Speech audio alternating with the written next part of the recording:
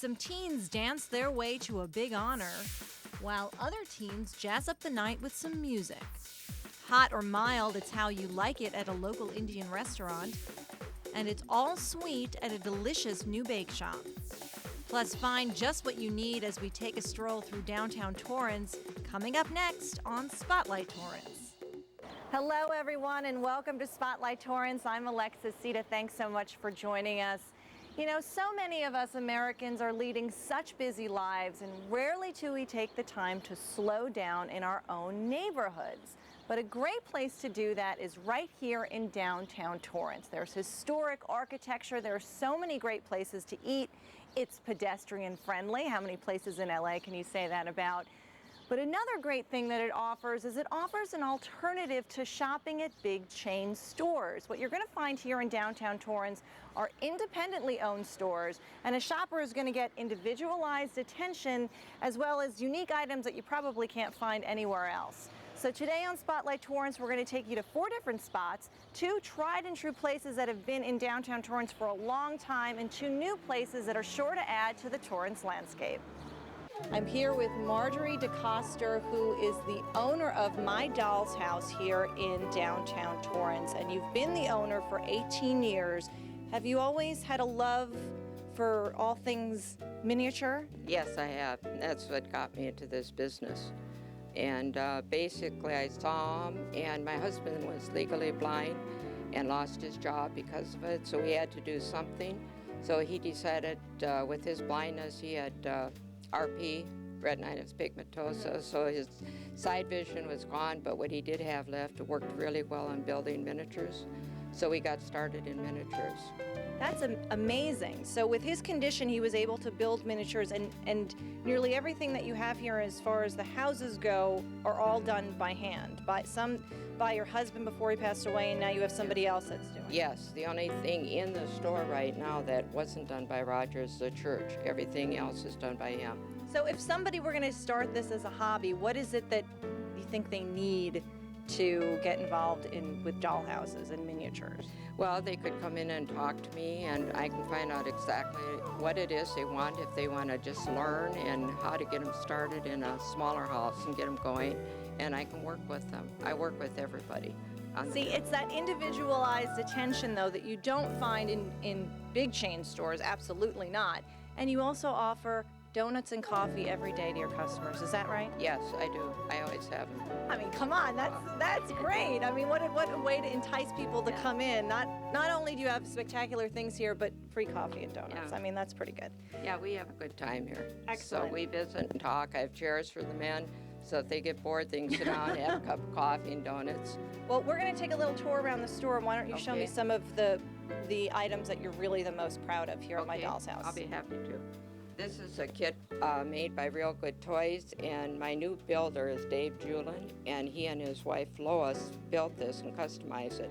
It has all leaded glass windows, which are hand done. Wow. It's all electrified. It has sound in it. If you can hear it. Good. And it's all been customized. It's got the hand-laid floors, which my husband taught Dave to do.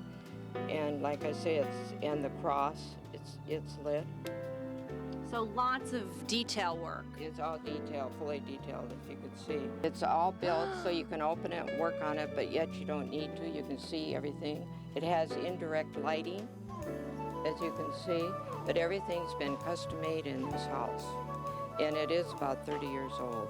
And this is something that obviously is a labor of love for the person, that they're Exactly. constantly adding items to it. I heard somebody that was in here today that's putting a skylight. It's like a real house. Yeah, you do anything what you want and just design it and build it. This house comes apart in 3 sections, so you can move it. And it's also on wheels, so I can pull it out if I need Great. to. Well, the pieces here are such a work of art. They're wonderful to see up close. You've got to come down here, even if you're not sure that this is going to be your hobby, just to see the beautiful work, detail work, the intricacies of all the different houses. It really is a work of art. Well, I think I'm going to do a little bit more exploring here in your store. I'm going to walk around, and while I'm doing that, let's take a look at the Excellence in Arts Award presentation for great artists in the city of Torrance. You could be one of those. Modern dance. Singing.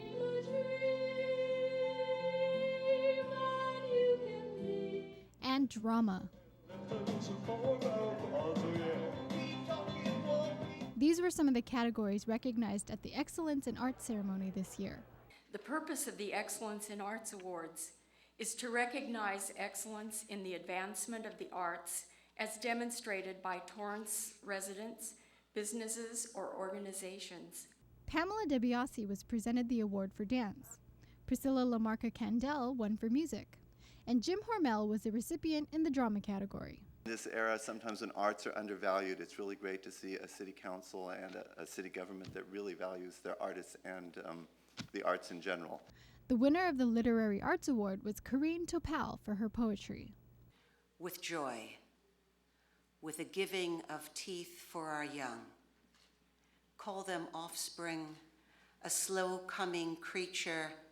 We're a happy lot when we have them. Paul Koman, a noted photographer, was recognized for his work in the visual arts. I'd like to say a few words. Heidi Ulbrich was awarded an arts education for her work teaching ceramics and pottery. One of the touching moments of the ceremony happened when a student presented Ulbrich with flowers. Finally, the Katie Geisert Award was presented to Helen Nowatka for her outstanding dedication to the arts. Each of the award recipients are truly experts in their area of the arts and enrich the arts community here in Torrance. For City Cable 3, I'm Candace Lee. If you'd like to learn more about the art of miniatures, then visit My Doll's House, located at 1218 El Prado Avenue. You can reach them at 310-320-4828. I'm here with Jim Jensen of A&J Antiques, and you guys have been here for how many years? 13 years. Okay. And how did you get involved in selling antiques? I always enjoyed working with furniture doing restoration work, and it was a natural progression.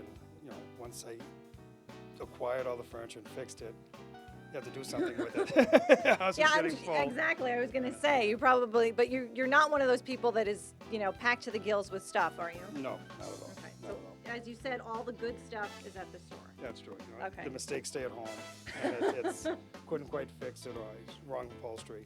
You keep that So, at home. how do you find your items? Because the store is packed with so many beautiful things, but how do you find them? A lot of people come to us. You know, we've been here 13 years, so we're well known in the area. We do a lot of advertising. We do estate sales, constant scouring, Craigslist, the recycler, everything. And so if somebody has a household of items that they're looking to sell, they would come to you and you would talk about... We could either run an estate sale, or we could consign it here at the store, or you just outright buy individual pieces. Well, let's get a little tour of some of the more unusual pieces that you have here. Okay, so this item is actually quite beautiful. What is the wood here? This is mahogany. Okay, this is mahogany, but what is this? Because it looks like it's just like a sideboard, but It's a much dentist more than cabinet, a workstation from a dentist's office in 1918. that. Now, where did you find this? Actually, a local person had it. They were a collector, and they were downsizing. Another local family bought it. Really? Yeah. They collect dental cabinets, so it's...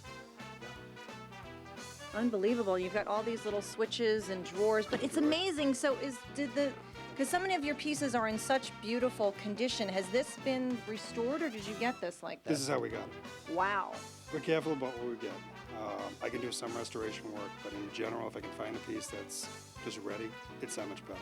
And then don't they tell you sometimes on Antiques Roadshow, like, if you hadn't restored this piece yourself, it would have been worth $2 million, but now it's worth about 50 cents. For older pieces, true collector pieces or name pieces like Stickley or something like that, that's true. Right. For a manufactured Duncan 5 dining room set from like 1940, you have to be able to use it. Okay. So Okay. So people shouldn't put like a coat of shellac on things and think that's going to be... they should find out what they're doing before Okay. they do anything. That's the best tip of the That's it. day. Find out what you're doing before you start.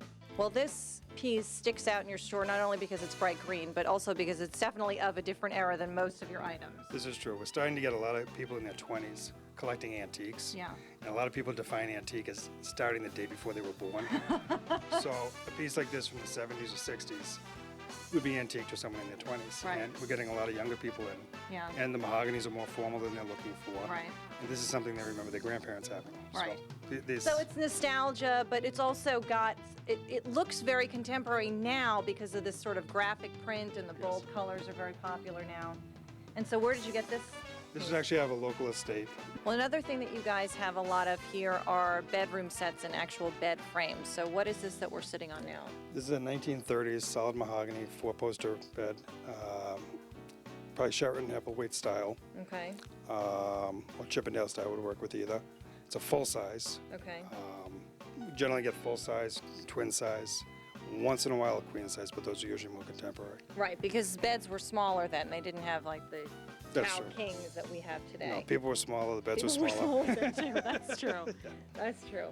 Excellent. It's just, I mean, the condition, I have to say, I know I've said this before, but the condition of all of your items really is fantastic. There's so many great things to explore here. I'm going to take some time and look at a couple of different items for myself.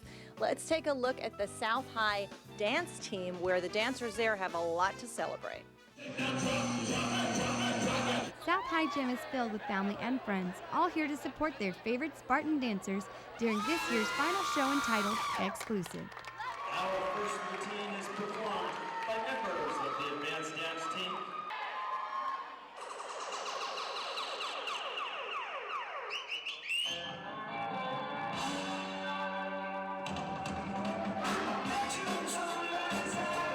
The South High dance team won first place twice in regional competitions. Their high scores also made them eligible to compete at the championship level at the U.S. national competition. I don't know, it's just a blast. We all got to bond together and travel all the way across the country, so it's really fun. In Orlando, Florida, the team received another first place in their division. 3 soloists made it to the top 10 in the teen division as well. Tonight is our spring show, so we have all levels of dancers in the show, including our after-school program, which we call Junior Spartans. So there are close to 200 dancers here tonight. The show features not only competition routines, but also pieces choreographed by students themselves. My solo, I'm dedicating it to my older brother. He's joining the Marines, and he's leaving for boot camp in a couple weeks. But every time I go out there, I dance it for all of my friends and my family who have been there for me. Tonight is a sad night for many of the senior dancers since it's their last dance as Spartans, but that doesn't stop them from partying it up on the dance floor.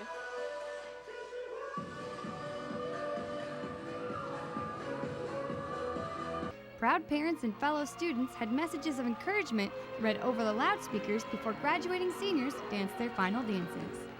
When you took first steps, we were proud.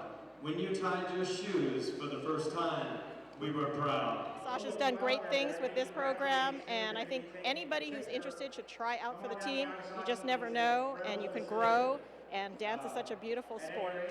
I'm so excited for their future, and it's going to be really cool to watch what they do, but selfishly, I wish I could just keep them here forever, you know? For Spotlight Torrance, I'm Victoria Sandling. For beautiful antiques in pristine condition, spend some time at A&J Antiques, located at 1227 El Prado Avenue, or visit them online at anjantiques.net.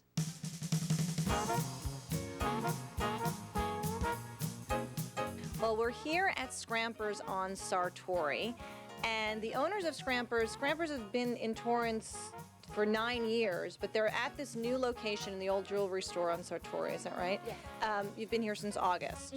And so what is it like being in downtown Torrance?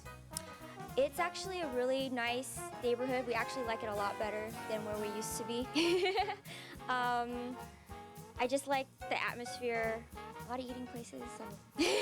So there's a real feeling of community down here. Yeah. It's like feels like you're actually in a neighborhood. Definitely. And so do you get people that, I know you have your tried and true customers that come in here, but you also have to be getting some new customers because there's a lot of people walking around. Oh, definitely. They're always walking around wondering what this store is, and they find out what we've got, and they're like, oh, this is so neat. Now, then they kind of start getting into it a little bit more, you know what I mean?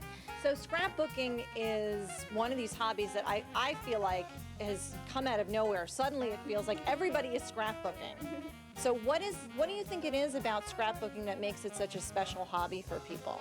I think it's a way to preserve your memories and do art at the same time. You know, a lot of it has to do with creating your layout, a lot of use of colors, a lot of even creating your own types of just anything. Right. And I think a lot of women like to do that, and that's why I still see it booming. You know what I mean? Right. Yeah, it's one of those things where I have. And it's special because it's usually centered around a photograph that means